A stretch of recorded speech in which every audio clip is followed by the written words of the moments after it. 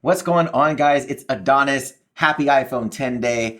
In this video, we're going to talk about these two phones right here, which one you should buy: silver, space gray, 256, 64 gigs. Which one? Let's talk about it. Now, if you guys are fans of geek culture content, make sure you hit that subscribe button and you have notifications turned on so you don't miss any future content.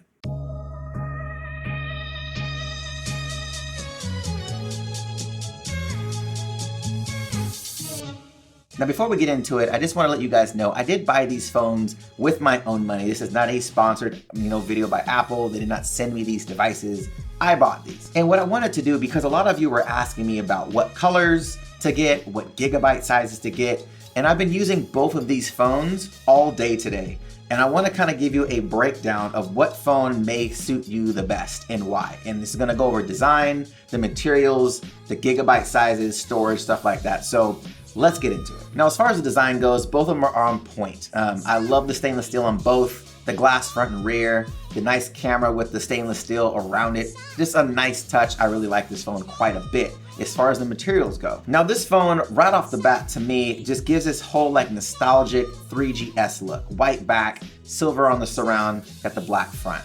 Love the way this phone looks, super classic. And also because the white glass back, it actually hides fingerprints a lot better in my opinion. Now, if you're looking at it from an angle and the light's hitting it from another angle, you definitely can see the fingerprints, so they're not hidden, but dead straight on, it's really hard to see them. And again, because of this white back, it makes the camera pop so good on the design. You get the black insert for the camera with the silver around it. It just looks super premium, super classy. And I just love how the black and the stainless steel just go together. Like they just have, it has this like nice button down, clean tuxedo look to it. I don't know how to explain it. It just looks really clean. Now, this isn't all rose petals either though. Stainless steel is known to scratch. A lot of people buff it out on their watches, things like that. So this will scratch. And one thing I noticed on this one already is got a little bit of scuff marks, just like things that it's rubbing against on the bottom. Not to mention the fingerprints on the stainless steel are just like crazy. Like you can see them everywhere. So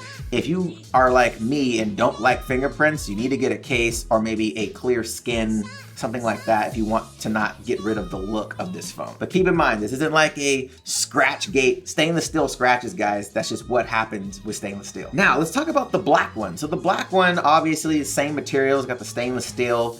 Again, has that space black look like the Apple Watch. And I like it a lot. And one of the cool things about this is it actually hides the fingerprints a lot better than the traditional stainless steel one.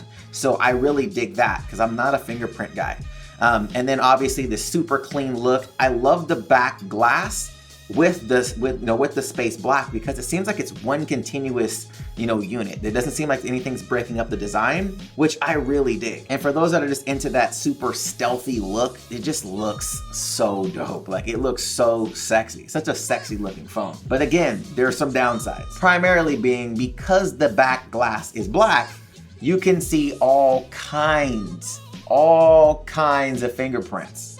And this is just annoying to me. I'm like, bro, that's too many fingerprints, like way too many. And I've been wiping it down all day. So again, just like I said with the other one, if fingerprints don't bother you and you carry around a microfiber all day long with you, then you're good. But if you're like me, get a skin, like a clear skin or a transparent case, or something that's going to protect the phone from getting super nasty. Now, probably the biggest question that people have been asking me is around storage. Now on this one, this is an iPhone 7 Plus. I have 128 gigs on this phone. And I know a lot of you are probably in that same boat. You have 128 gigabyte, but the 10 doesn't come in 128. It comes in 64 and 256. So you're in this like pickle of like, okay, I'm gonna have to spend this extra money to get this 256 gigabyte iPhone. I know in the States, it's what, $150 more expensive. It's $1149. Here in Australia, it's a little bit different. Now keep in mind with the exchange rate and the GST import tax, it makes sense why it's more expensive,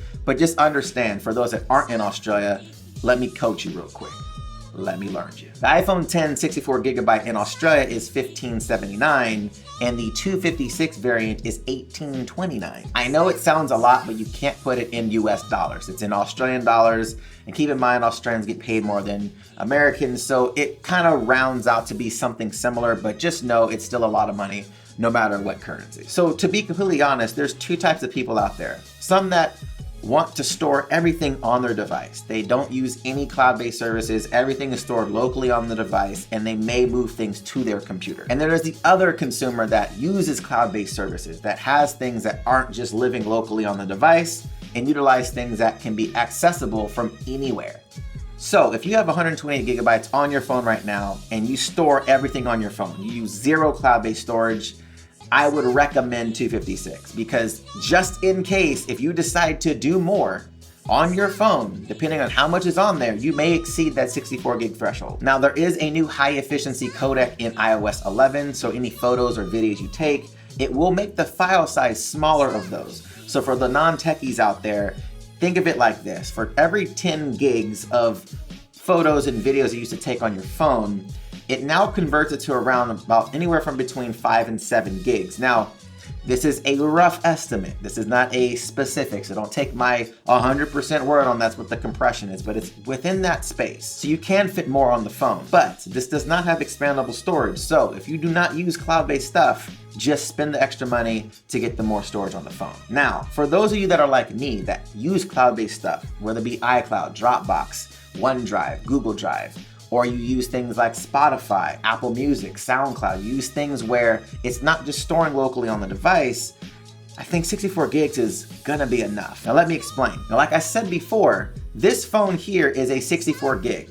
And I never restore from an iCloud backup, by the way, because I don't really care about the messages and everything that I download. I just don't really care about. I'll start fresh. My contacts come over through iCloud. My photos are on iCloud Photo Library. So let me explain to you what this looks like.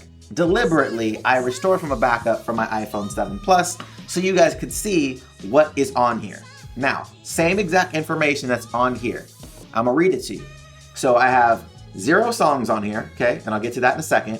I have 614 videos, 614. I have 10,782 photos on here, and I have 85 apps on a 64 gig phone, and I have 46 gigs left available. Now, some of you are like, how?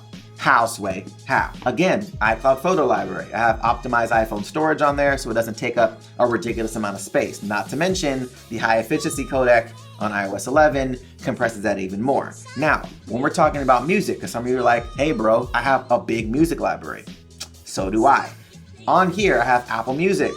Now, on here, I have a ton of songs, guys. Like, I'm talking about thousands of songs, guys, like for days. But all of them are not on here. They're on my cloud-based service. The little clouds here mean I can download them or I can just stream them. Very similar to Spotify or SoundCloud. And these music software, streaming service companies have something like that. So for me, this is more than enough space. Now keep in mind, this does come at a cost as well. Because of how I use my device and what I do for YouTube and for other clients, I'm storing a lot on my iCloud. I pay about $15 a month for 2 terabytes of iCloud storage. So it's not just the photos and videos that I'm storing on there, it's actually client work, YouTube clips, stuff like that I'm storing on there. So I'm an extreme on the cloud-based side. Some of you are not. Some of you are the extreme on I store everything on my phone side, and some of you fall in between. So what I would do is just see where your stuff is living and what you use to see if that 256 is something you actually need. Because there are options out there, guys. And especially for photos, if you guys have Google Photo account, guys, utilize that because that is a massive amount of storage that they give you for free. And you can just store your photos there. So hopefully this helped out a little bit. I'm actually gonna be keeping the white and silver phone for myself, 64 gigs. I love the way this phone looks. Just enough storage for what I do, especially of how I store all my stuff on the cloud, so I don't need it. So what does it mean for this phone? Well, I'm gonna be doing a giveaway of this phone on this channel. So make sure you guys are subscribed. I will be doing a video in the upcoming week, kind of outlining the rules and the guidelines and all that stuff for this giveaway. I'm trying to make it as fair as I possibly can for everybody that's out there. I didn't get to do a giveaway for 25,000 or 50,000.